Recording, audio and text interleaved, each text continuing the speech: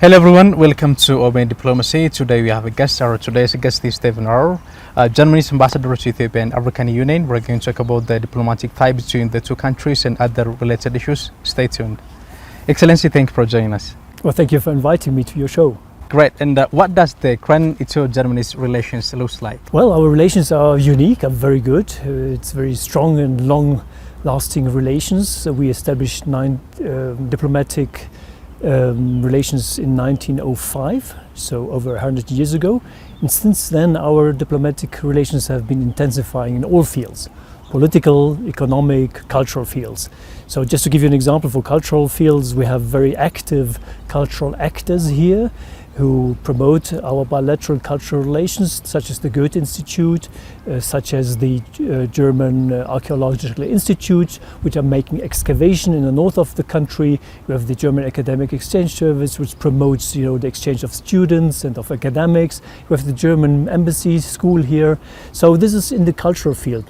In the economic field, we also have good trade relations. We are the biggest buyer, for instance, of Ethiopian coffee, which is the best coffee you can get in the world, and you are importing a lot of German goods here, so the trade relations are fairly good, but I think we could improve them. In the political field, we also have good and friendly relationship. You know that my foreign minister was here in January of this year, and the Chancellor, the Federal Chancellor, was here on the 4th of May, and this shows, I think, that Germany attaches a big political importance to our bilateral relations to Ethiopia, but also to Africa in general, because he also visited the African Union. As you know better than me, Addis is also the seat of the African Union. Recently, German Chancellor Olaf Scholz visited Ethiopia, and how important is that, especially in strengthening the long-standing ties between the two countries then? I think that was a very important visit because it shows the attachment Germany has to Ethiopia, a friendly country, a strategic country on the Horn of Africa, and shows also the importance Germany attaches to the role Ethiopia plays on the Horn of Africa. We think that Ethiopia should become again the anchor of stability, so that it can see to it that this region becomes stable and peaceful. So this was one message of the Chancellor when he came, to say that Germany stands on the side of Ethiopia, and that it encourages also the Ethiopian Prime Minister to continue with his reform process, with the political process when it comes to the conflict in northern Ethiopia.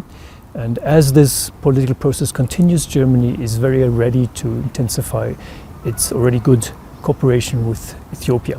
This was one message, and the other message was, of course, that in spite of all the political challenges and economic and security challenges we have in Europe at the moment because of the Russian invasion of Ukraine, we stand by the side of our African friends. Africa remains very high on the political agenda in Germany. When it comes to peace, and Ethiopia and Germany has been working together, Germany has been working with the UN peacekeeping mission. Ethiopia is also working on the same issue, especially on the Horn region. And what do you want to say on that, sir? Ethiopia's contribution to peacekeeping operations on the African continent, I think that is very important to secure peace and stability. On the other side, on the other hand, we also see that we both share the same values as they are enshrined in the United Nations Charter, and also in the AU Charter for Ethiopia, and also in the EU founding documents, namely that we support the rules-based international order. Great. When it comes to the international, especially in the Horn region, since Prime Minister Dr. Abiy Ahmed took office, and there are things that has been done in terms of regional integration and other issues, and also the peace agreement with the Eritrea, like there has been kind of silence for the last 20 years. Now things are solved, and also Prime Minister took part on the peace between the Sudanese generals, like it's been now, though there is a war in Sudan. And what is your take on the regional integration and cooperation issues, especially taking place in the Horn? Well, I think the regional integration, but continental integration as a whole, plays a crucial role in the promotion of peace and stability, and of course also economic prosperity of the region and of the continent. Look at Europe. Europe has had, in the area where the EU is, more or less having its influence, it has peace and stability. So the European integration process was extremely important for maintaining not only peace and stability after two terrible world wars, but also for the economic development and social cohesion in Europe. So this is why I think that if Africa integrates as well, can only be to the benefit of the Africans.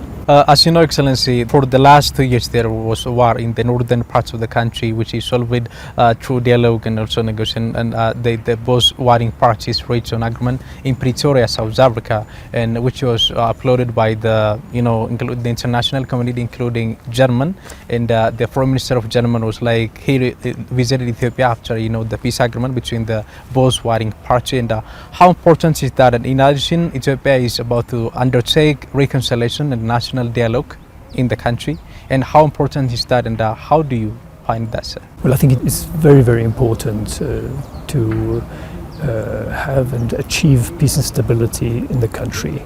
You are absolutely right in saying that Germany very much applauded this very courageous step of the 2 years to reach out the hands, and to find an agreement on the cessation of hostilities in Pretoria. On both sides, I think that was very important. Now it is important to implement this, and I'm very encouraged by the way this has been implemented, and we Germans encourage the partners to continue on the way of implementation, because, as I said, I think peace and stability is so important for the economic development of a country. So this lays the foundation for the further development of Ethiopia. When it's come to nation building and reconciliation, Germany has great experience, and what lesson could be drawn from Germany, especially in reconciliation and nation building? It's always difficult to say what lessons you can draw from one's country. But let me just perhaps mention the Germans' experience we've made after our very dark history of 12 years of National Socialism from 1933 to 1945, and of course also the communist rule for 40 years in East Germany. What we did is we dealt with the past. We had to confront our past, our very dark past, to redress the victims. Truth-telling was extremely important so that the victims know what really has happened, and this has been objectively documented. We have museums, memorial sites to remember of what has happened in that past. We are teaching what has happened in the recent history of Germany to our pupils in the schools. So we have a lot of issues and a lot of elements to remember what has happened, because if you remember what has happened, if you think of the past and deal with it, you have a future. So this is an experience we've made, and that has enabled, after the terrible Second World War and after the genocide Germans have committed, to have a future. This is perhaps one thing. And the other thing, of course, is perhaps the federal structure we have established after the Second World War, which enabled all social groups to identify themselves with a region, with a country, so that we have unity in diversity. So the diversity is not seen as something which is detrimental to the nation, but strengthens the nation. So this was another achievement, I think, of the federal German constitution. Regarding that, could you share us, about Germany's, success story when it comes to economy, politics, and other related? Because Germany is one of the most developing countries in the world. There is experience that has to be taken from that great success stories. It's a difficult question to answer, to be honest. But I think there are a couple of elements for that. First of all, after the Second World War, we established a so-called social market economy, which means that we had a free market. But at the same time, we saw to it that those who are poor, who are not that well financially equipped, have also the protection of a welfare system, and that they have also the possibility of education, of equal access to the educational system, so that they could also, climb up the social ladder, if I may say so. So this was very important, to have a social market economy, not only a market economy, but a social regulations which cushion a bit the detrimental effect of a free market. So this is one thing. The other thing was that we enabled a political dialogue amongst the social groups. And these social groups were then able to create their political parties, nationwide political parties, who could voice and identify their interests and represent them on national level. And the third element, I would say, was the establishment of a vibrant and lively democracy. Human rights, the respect of human rights, rule of law, and of course also free media, so that they could see to it that the separation of the three powers is really respected. Germany is known for its, best vehicles in the world, and I think in 2019, one of Germany's biggest car company, Volkswagen, has announced to, start assembling in Ethiopia. And could you tell us the progress of, that project? Indeed, in 2019, when the German federal president Steinmeier was here in Ethiopia, an MOU was signed between Volkswagen and the federal government of Ethiopia. And this MOU was supposed to contribute to building up an automotive industry in Ethiopia. Unfortunately, we've had some developments which hindered the progress in this endeavor. COVID first and then the conflict. But now we are in the process of trying to see how we can implement this. Not we, but of course, Volkswagen. As I understand it, Volkswagen is still interested in Ethiopia. So it is a very ambitious MOU which was signed at that time, not only to contribute to the establishment of an automotive sector, but also to contribute to the training of skilled laborers and workers, so that you have also the workers, a company needs if they want to invest in this country. But I think what is important is now that once we have had the peace accord and the implementation of the peace accord and the peace and stability in this country, that we also need, the environment, the safe environment for foreign investors here, so that their investments are protected. That means rule of law and a judicial system which functions and protects them. Great. Regarding to this Volkswagen and there some legal issues regarding to this, the new electrical Volkswagen cars, especially assembled in China, which are in Ethiopia's market, and I think there are some legal issues regarding that vehicle. And what would be the fate of this vehicle, and what has to be there? Well, as I understand it, there are no provisions for the import of Volkswagen cars produced in China. Volkswagen hasn't got a service system here, which means that they cannot service these cars, which means that they cannot see whether these cars are fitted for the Ethiopian market. These cars have been produced for the Chinese market. So everything which is, in that car is made for China and not for export. Now, these cars have been exported, and we don't see that there's been a request for the export of these cars to Ethiopia. There is no registration here in Ethiopia for these cars, so we are concerned that for the safety and protection of the consumer, of the Ethiopian consumer, that these cars cannot be serviced properly. Don't forget, this is an electric vehicle with high voltage batteries, so Volkswagen has an interest to protect the consumer, the driver of a car and its passengers, but also, of course, it's concerned about its reputations if they are not properly serviced.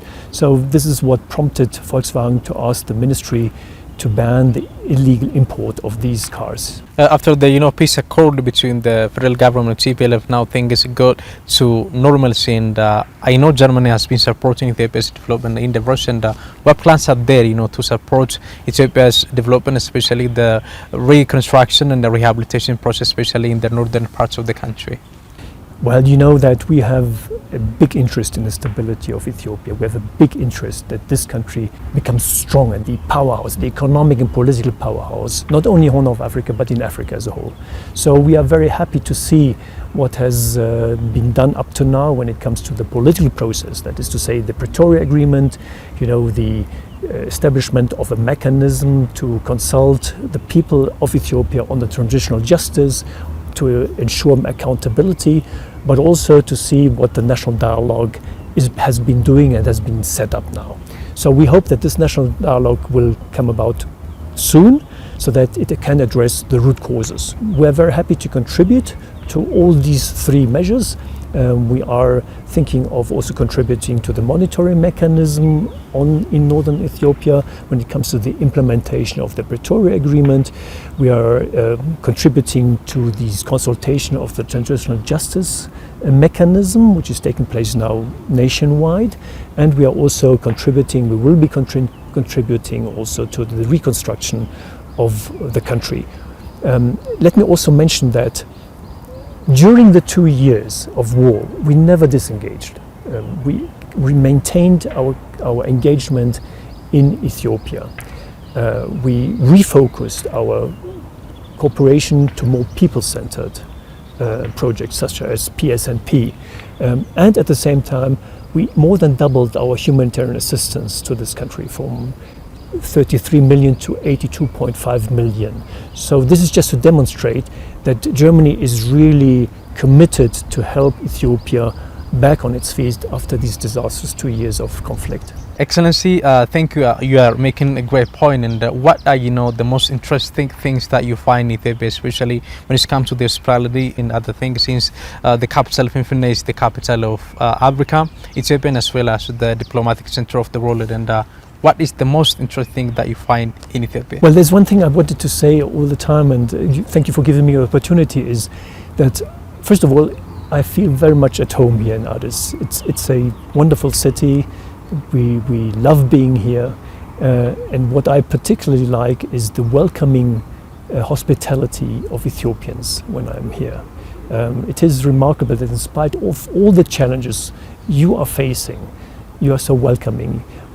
Not only to us, but to many hundreds and thousands of refugees coming from other parts of the country and neighboring countries. So this is the first thing I wanted to say. And the second thing which really impresses me is the resilience and the willingness to build up your country after this deplorable conflict. This is two things which really impressed me, and I wish you all the best in your endeavor, and let me assure you that Germany stands by your side. Thank you, Excellency. Thank you for joining us. It has been a pleasure. Thank you for inviting me. Dear viewers, I hope you have got great points from our discussion. This is all we have for today. Thank you for being with us.